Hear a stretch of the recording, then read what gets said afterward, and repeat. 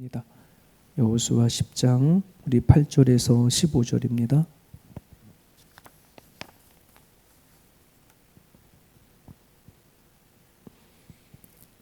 여호수아 10장 우리 8절에서 15절입니다.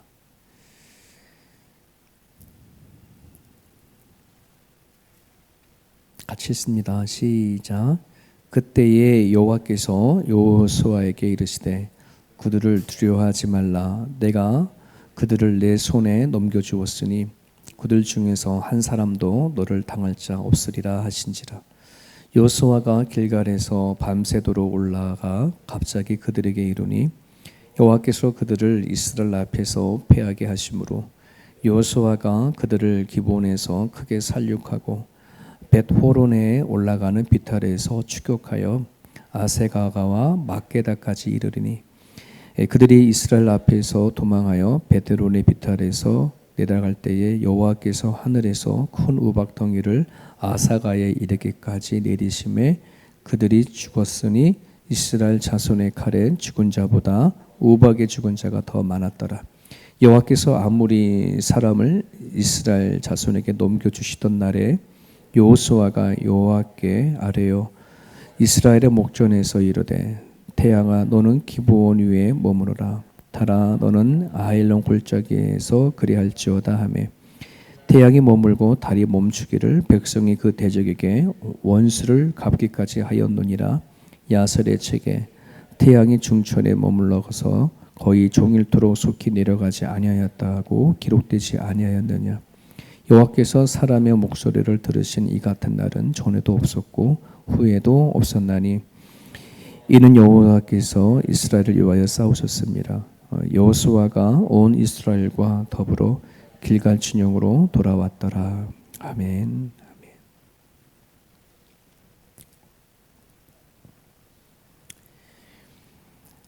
올림픽을 이렇게 열릴 때마다 그 올림픽에 참석하는 그 선수들의 아주 독특한 상황들이 때로는 이렇게 이야기거리가 되어지기도 하죠. 예전에 그 올림픽에 있었을 때에 미국의 복싱 선수 중에 그때 나이 29살, 복싱하기에 29살은 좀 나이가 많은 측에 속하죠. 퀸 언더우드라고 하는 여자 이야기가 한번 실린 적이 있습니다.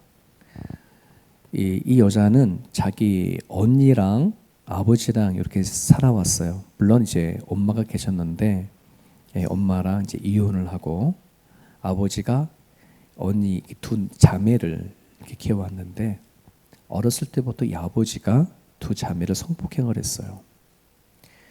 근데 이게 아버지니까 너무나 두려우니까 말을 못 하잖아요. 그럴 거를 너무나 이제 이 언니가 참다 못해서 이제 친엄마한테 얘기를 하면서 이게 이제 사건이 가시적으로 되어져서 간신히 아버지 손에서 풀려났어요. 그렇지만 이 퀸 언더우드라는 여인이 상처가 얼마나 크겠어요. 그러니까 이게 아버지로부터 상처가 너무나 크다 보니까 그냥 이거를 잊기 위해서 술을 먹고 마약을 하면서 그렇게 거의 폐인처럼 그렇게 살았어요. 그런 가정 가운데 20살이 넘어가면서 권투라는 걸 알게 되어줬고 권투를 하면서 거기에다가 그냥 한없이 아버지를 대상으로 그렇게 분풀이를 하면서 된 거예요. 그래서 미국의 대표로 올림픽을 나갈 때에 인터뷰를 했어요. 이번에 올림픽에 대해서 목표가 뭐냐 그랬더니 나는 이 권투에서 올림픽에서 금메달 따는 게 목표가 아니고 나는 올림픽에 나가 이 권투를 하는 것을 통해서 제2의 인생을 살아가려고 합니다 라고 이렇게 인터뷰를 나온 적이 있어요. 제가 문득 그 기사를 보면서 이런 생각을 가진 적이 있거든요. 여러분 우리는 예수를 믿기 전에 정말 똑같은 상처를 갖고 살아가죠. 그죠? 그냥 하나님을 믿음이 없다는 게 저는 개인적으로는 상처라고 생각해. 네. 이 세상에 하나님을 모르고 살아가는 그 삶 자체가 그게 뭐 가난하든 부하든 뭐 유명하든 유명하지 않든 하나님이 믿지 않고 살아가는 그 삶 자체가 상처의 삶이라고 저는 그렇게 생각이 되어지거든요. 근데 우리는 지금 뭐가 됐어요? 예수님을 통해서 거듭났다. 그래서 새로운 인생을 산다. 보라, 이전 것은 지나갔으니 너는 새로운 피조물이라고 얘기를 했어요. 이게 새로운 피조물이라고 한다는 이 자체는 정말 너는 다른 거야. 이렇게 얘기를 하는 거거든요. 그러니까 내가 하나님을 믿고 예수를 품었다라고 하는 이 존재는 정말 내 인생에서는 확 정말 빈대떡 뒤집듯이 새롭게 뒤집어진 그러한 삶이라는 뜻이에요. 그걸 우리는 반드시 누려야 돼요. 네, 그 시점에 우리 가운데 또한 있으셔야 되고, 내가 교회를 뭐 모태신앙이든 교회 다닌 지를 5년이 됐든 얼마 안 됐든 그건 중요하지 않아.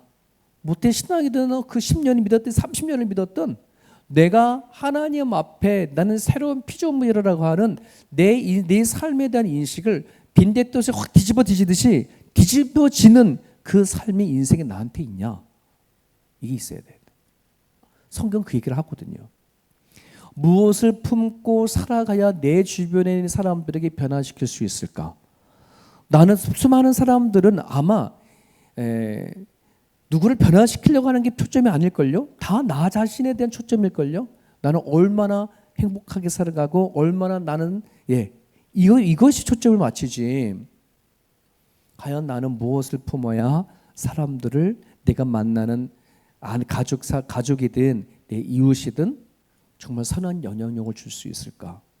내가 만약 예수님 앞에 뒤집어진 인생이라면 저 고민을 반드시 해야 된다는 말이에요. 지난 가족 수련회 때 어저께구나. 한참 지난 것 같네요. 자고 일어났더니 한참 지난 것 같네. 어저께 닫는 예배를 하면서 우리 닫는 예배 청소년들하고 청년들 어른들이 남아 있어서 그 얘기를 했어요.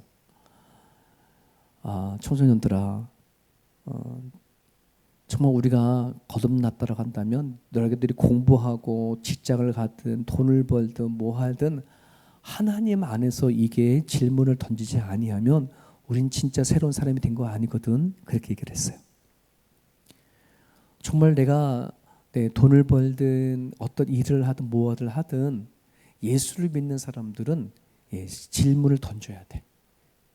나는 도대체 무엇을 품고 살아가야지 누구한테 영향을 줄 수 있는 사람인가? 하나님 안에 질문을 던져야 되는 부분들이죠. 오늘 이야기는 너무나 잘 알고 있는 그런 부분들이죠. 여호수아의 군대가 가나안 땅을 정복하는 과정 가운데 제일 먼저 여리고성을 점령을 했어요.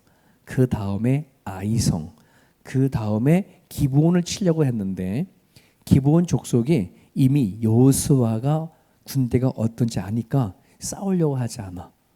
항복했어요. 그래서 기브온 족속들하고는 싸우지 않았거든요. 자, 그런데 이 이야기가 누구한테 들어가냐면 아모리 족속. 자, 성경에 아모리 족속은요, 이 가나안에는 족속이 이렇게 이어졌거든요. 여러의 족속들이 모여져서 한 나라를 이렇게 이룬 거거든요. 그러니까 아모리 족속 안에 여리고성, 아이성, 기브온성 이렇게 성이 다 이렇게 나눠지고 그 성에다 왕을 세운 거거든요. 그래서 이걸 전체를 아모리 족속이다라고 이렇게 얘기를 해요. 그러니 여리고성 점령이 되어졌고 아이성도 점령이 되어졌고 기브온은 황복했고, 그러니까 이제 정복되지 아니하는 아모리 족속 5족속이 있어요. 그러니까 이 여호수아 군대에게 정복되지 아니하는 아모리 족속 5족속 왕이 합쳐가지고서는 어딜 쳐들어가냐면 기브온을 쳐들어가는 거예요. 왜 기브온을 쳐들어가냐면은 여호수아에게 항복했거든. 네, 야, 너 여리고 우리 족속에 네가 항복했어? 너 가만두지 않겠어. 그러니까 아모리 족속들이 연합이 되어진 왕 5이 뭐요? 기브온을 쳐 들어가는 거예요. 그랬더니 기브온 왕이 어떻게 되는 거예요? 와, 우린 살기 위해서 여호수아에게 항복했는데 이 아모리 족속이 힘을 연합 군대가 온다고 하니 자기 힘을 감당할 수 없잖아요. 그러니까 막 전보를 쳤어요. 전보가 없죠. 하여튼 사람을 보내가지고 여호수아한테 빨리빨리 와라. 우린 당신들한테 분명히 항복했고 당신들은 우리를 지켜줘야 할 그런 책임과 의무가 있다. 저 그렇게 조약을 맺지 않았냐? 그랬더니 그 소식을 들은 여호수아 군대가 뭐 하는 거예요? 그 얘기를 듣자마자 밤새 달려가서 기브온 편에 서서 싸우는 거예요. 그 얘기가 오늘의 본문의 이야기죠. 자, 그때에 누구도 예상하지 못하고 누구에 감히 말할 수 없는 얘기가 있는데, 여호수아가 여호와께 아뢰어 이스라엘 목전에서 이르되, 그다음 뭐예요? 태양 너는 기브온 위에 머물러라. 달아 너도 이 아헬람 골짜기에 그리할지어다. 이렇게 외쳐요. 자, 한번 생각해 볼게요. 여러분, 아무리 우리가 하나님을 믿는다고 하더라도 태양아 너 머물러라, 달아 멈춰라, 이거로 이 선포를 할 수 있을까? 네? 글쎄요, 그 당시에는 아마 이 세상 돌아가는 과학적 지식이 좀 부족해가지고서는 그냥 그렇게 말했을 수 있을까 할지 모르겠지만, 만약에 지금 시대에 누군가가 해를 향해서 해야 멈춰라, 달아 멈춰라, 그렇게 말했다면 분명히 무슨 정신병자 취급 아마 불명예 당할 거예요. 누구도 감히 상상할 수 없는 여호수아가 하나님을 향해서, 그것도 싸움하는 중에 그렇게 외치는 거예요. 왜 이 외쳤냐 그러면은, 하나님께서 싸워서 역사하는 과정 가운데 조금만 시간만 있으면 이 아무리 연합군대 족속을 다 멸할 수 있는데 시간이 부족해. 몇 시간만 이게 조금만 머물러 있으면 다 끝나는 판인데, 이게 해가 기울어져 버리면 어떻게 되는 거예요? 보이지 않으니까 싸움을 할 수가 없는 거예요. 그 긴급한 상황에 그렇게 외친 거거든요. 14절 이렇게 얘기합니다. 여호와께서 사람의 목소리를 들으신 이 같은 날은 전에도 없었고 후에도 없었다. 이게 어떤 말이에요? 사람이 하나님 앞에 기도하고 뭐를 요청했었을 때에 그것을 이렇게 기가 막히게 말도 안 되는 걸 들어주신 적은 전에도 없고 이전에도 없다, 이 얘기인 거예요. 정말 그렇죠. 그렇잖아요. 누가 이 태양 중심을 돌고 있는 지구, 또 지구를 또 돌고 있는 달을 누가 멈추겠어, 이거를. 그런데요, 요즘엔 과학이 너무 발달되니까요, 저는요, 한평생 동안 알고 있던 생각이 확 깨진 것이 있더라고요. 저는 태양이 멈춘 태양을 지구가 돌고, 그리고 지구가 자전하고 공전하고 돌면서 달도 거기에 도는 줄 알았어요. 근데 태양이 멈추지 않더만, 태양이 우주 공간을 향해서 계속 간대요. 계속 가고, 가는 태양을 지구가 또 돌고 달도 도는 거더라만. 저는요, 이게 안지 얼마 안 됐거든요. 저는 태양이 가면 어디 안 가고 가면 멈추는 줄 알았어요. 근데 태양이 우주 공간에서 계속 날아가고 있는 거야. 어디 움직이고 있는 거야. 어딘지 모르겠지만. 자, 그런 그 기도를 들어주신 거를 지금 얘기를 하고 있거든요. 자, 그러면 여쭤보겠습니다. 도대체 어떻게 이런 기도가 나올 수 있을까? 여호수아에게. 어떻게 이런 기도 나올 수 있을까? 같이 한번 읽어볼까요? 시작. 가나안 땅을 정복하는 과정에서 하나님 향한 믿음이 깊어져 갔기 때문입니다. 이게 무슨 말이냐면, 하루아침에 여호수아가 이렇게 맺힐 수 있는 그런 믿음과 신앙이 있는 게 아니에요. 가나안을 정복하는 과정 가운데 여호수아는 경험했어요. 여리고성을 하나님은 어떻게 무너졌는지, 심지어 여리고성을 건너가는 그 요단강을 어떻게 건넜는지, 너무나도 체험과 경험이 되어지고 쌓여졌던 여호수아에게 뭐가요? 그 외침이 있었던 거예요. 하루아침에 그냥 제정신으로 한 게 아니라니까요. 하나님의 경험이 쌓여지다 보면은 이것에 대한 것, 하나님과 관계성이 깊어졌을 때에 우리들의 그 기도는 힘이 있는 거고, 하나님의 응답도 그렇게 나타나는 거예요. 근데 이거를 모르고 하나님과의 믿음의 과정 안에서 깊어져 가는 건 요거는 등한시하고, 왜 갑작스럽게 눈 툭툭 던지는 거예요? 하나님 이거 주세요, 저거 주세요. 하는 꿈쩍도 안 해요. 하나님과의 그만큼 신뢰가 쌓여져야지만은 우리들의 기도에 대한 것도 응답이 되셔요.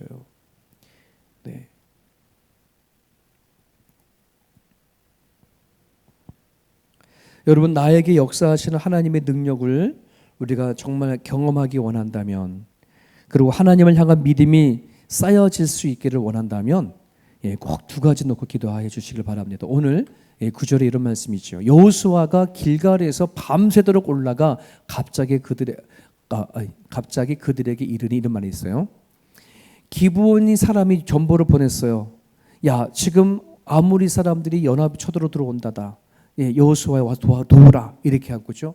그러면 여호수아가요, 그 가는 길이, 그 지금 있는 자리에서 길갈에서 지금 전쟁터까지 가는 길이가 20km 되거든요. 지금 20km면 뭐 차 가지고 가는 금세 이렇게 갈 수 있지만, 말을 타고 또 누구는 걸어서 가고 하려 그러면 20km는요, 이게 결코 가까운 거리가 아니거든요. 밤새 가는 거예요. 생각해 보세요. 여러분, 전쟁하러 가는 거잖아요. 싸우러 가는 거잖아요. 그럼 나름대로 이 군사들이 힘을 얻어 가서 싸우는 건데, 밤새도록 가가지고서는 전쟁터에 가가지고서는 싸우면 그게 되겠습니까? 전략상으로는 이건 너무나도 좋지 못한 거거든요. 그런데 어떻게 여호수아는 이 부분을 감당했을까라고 하는 부분들이에요. 8절에 보게 되자면은 하나님께서 그들을 자기 손에 넘겨주었다라고 하는 그 말씀을 이미 들었어. 그래서 가는 거야. 지금 여호수아는 싸우러 가는데, 이 싸우러 가서 이게 우리가 이길 거냐 질 거냐 이거 문제가 아닌 게 아니라, 하나님 우리에게 붙였다. 아모리의 족속의 연합군을 우리에게 넘겨주셨다. 이 답을 하고 가는 거예요. 그러니 가가지고 가는 길에 지치든 뭐 상관없어. 가가지고 싸우면 되는 거야. 이랬을까요? 우리는 너무 많은 생각을 해요. 우리는 너무나 많은 고민을 해요. 그러다 보니 우리는 그냥 하나님이 주시는 대로, 하나님이 이끄시는 대로 그냥 가면 돼. 근데 우리는 요 사이 안에 인간적인 계획, 또 내가 아는 지식, 내가 아는 경험 막 이렇게 들어가다 보니 수많은 고민을 하고 하다 보니까 하나님이 하신다고 하시는 이 메시지를 순순히 붙잡지 못하고 갈 때가 얼마나 많은지 모르는 거예요. 어느 날 예수님께서 말씀을 전하실 때에 한 서기관이 예수님께 말씀에 대해 감동에 되어서 이렇게 와서 말씀했어요. 서기관이 예수님한테 얘기한 거예요. 선생님이요, 어디로 가시든지 저는 따르리이다. 와, 서기관이 예수님이 말씀하시는데 너무 감동에 되었어요. 그래가지고서는 얘기하는 거예요.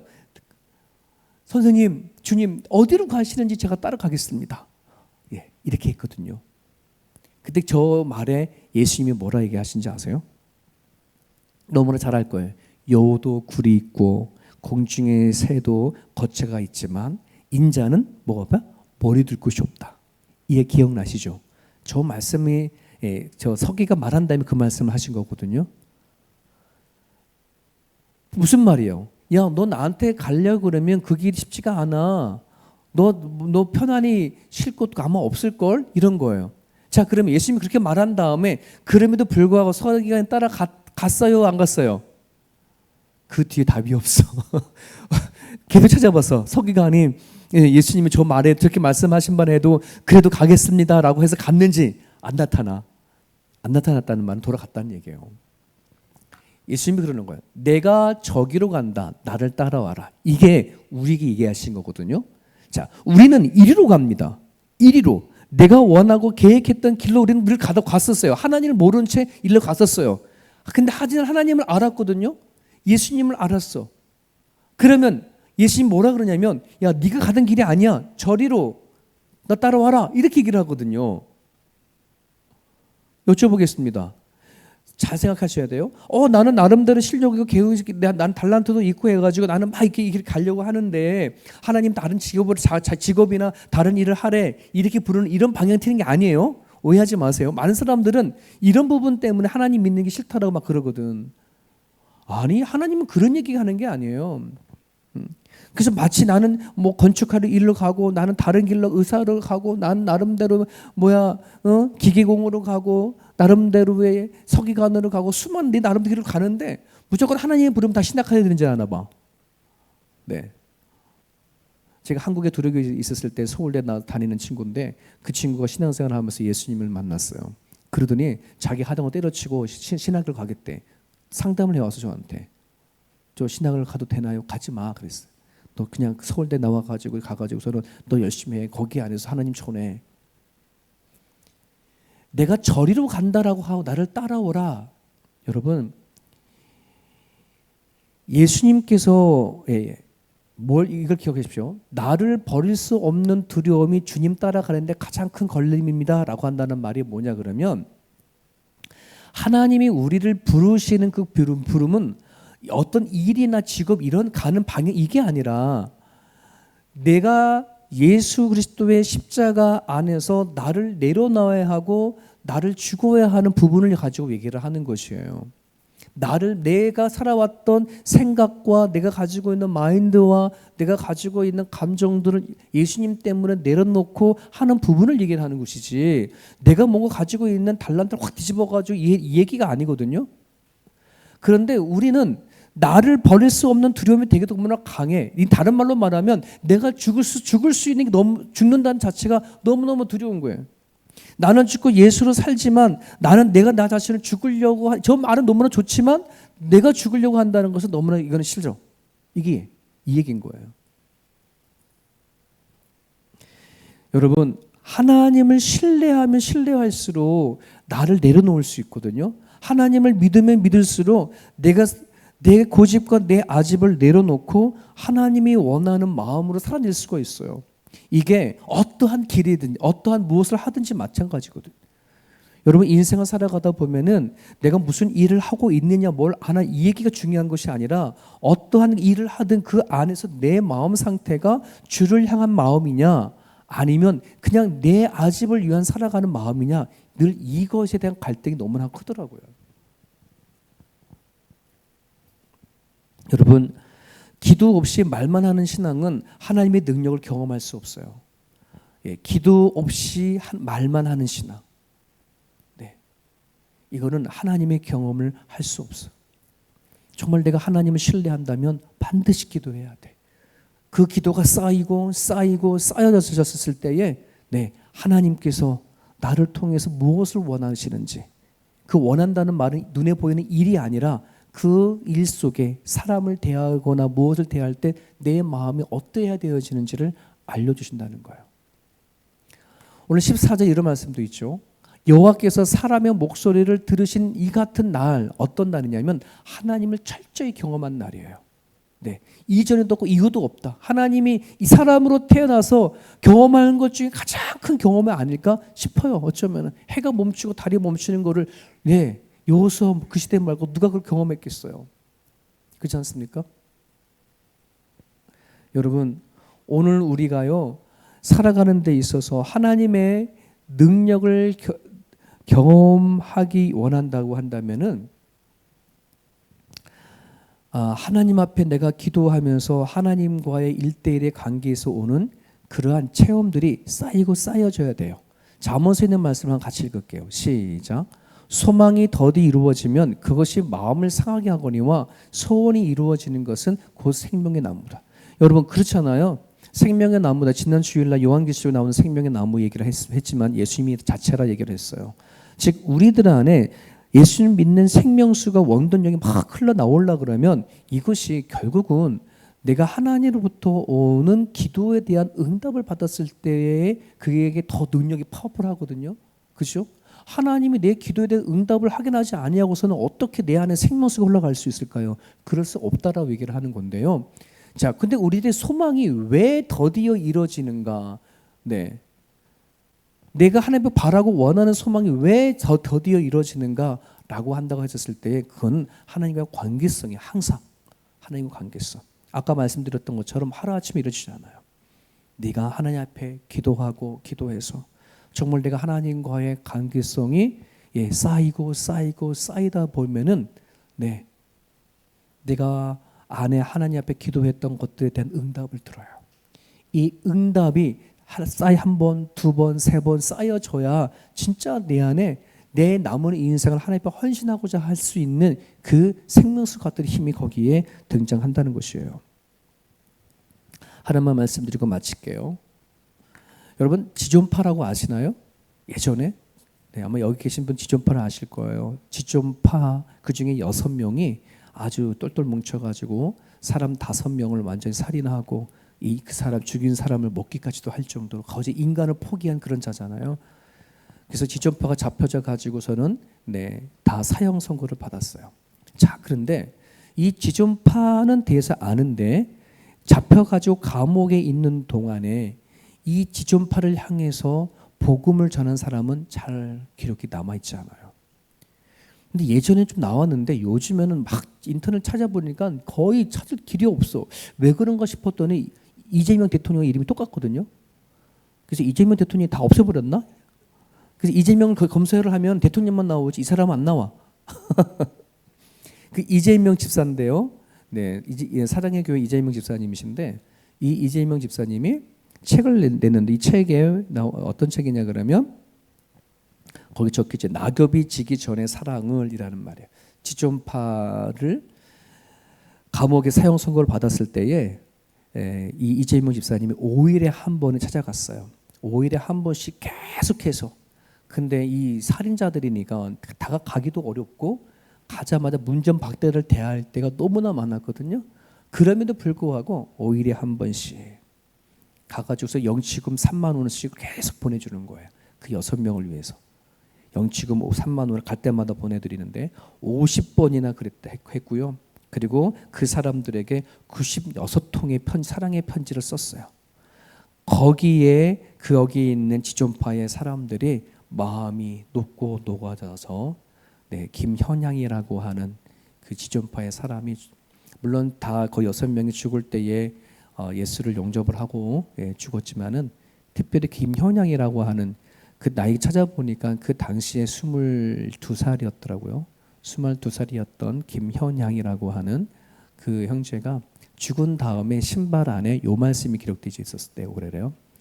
내일 일은 너희가 알지 못하는도다. 너희 생명이 무엇이냐? 너희는 잠깐 보혜가 없어서 안개다. 예수께서 이르시되 내가 진실로 너에게 이르노니 오늘 내가 너와 함께 낙원에 있으리라. 요 2가지 문구가 신발에 적혀져 있다고 그러더라고요. 여러분 끊임없이 이재명 집사가 하나님을 받은 사랑이 너무나 크고 그거를 끊임없이 그 사람들이 전달한 거예요. 저 사람이 하나님의 사랑을 전혀 얘기도 들어보지도 못하고 뭔지 모르고 죽는 게 너무나 안타까워가지고 그렇게 했다라고 그 책에 기록이 되어져 있는데요. 여러분, 우리 주변에 하나님의 사랑을 모르고 죽어가는 사람들이 너무나도 많아요. 하나님의 사랑이 뭔지 또 하나님이 어떤 분인지 경험치 못한 사람이 너무나 많거든요. 여러분 오늘 우리들이 하나님을 정말 경험하기 원하신다고 한다 그러면 하나님을 정말 전적으로 신뢰를 하고요. 그 하나님을 향해서 여러분 계속 기도해 보십시오. 기도하셔서 정말 내 주변 위에 누가 하나님의 사랑이 필요한지를 놓고 기도하다 보면은요. 우리가 하나님 앞에 요구하고 바라는 것 그 이상으로 하나님 우리에게 다가오셔서 주시고 자시는 응답을 받게 되어져요. 오늘 너무나 많은 사람들이 하나님의 능력을 경험하지 못해서 신앙생활하다 포기하고 주저앉아 있는 사람이 너무나 많습니다. 이 시간 여러분들이 잠깐 한번 기도해 주시고 같이 돌아가실 텐데요.